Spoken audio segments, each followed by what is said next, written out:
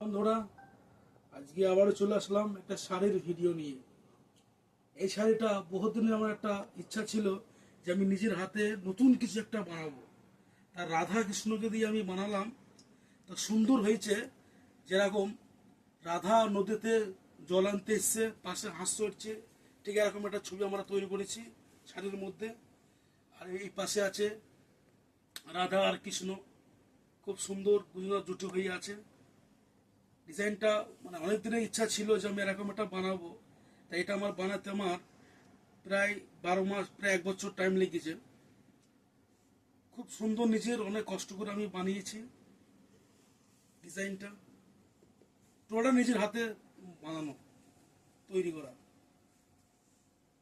আর টোটালটা pure muslin. এটা যদি শাড়িটা যদি কারোর পছন্দ হয়ে থাকে তো অবশ্যই কমেন্ট করবেন যে শাড়িটার ডিজাইনটা কত সুন্দর করেছে। আমি রাধা কৃষ্ণকে যে আমি বানিয়েছি নিজের হাতে, এটা কমেন্ট করে জানাও যে কত সুন্দর হয়েছে। আর আমাদের স্টকটা শুধু দেখেন, সব মসলিন।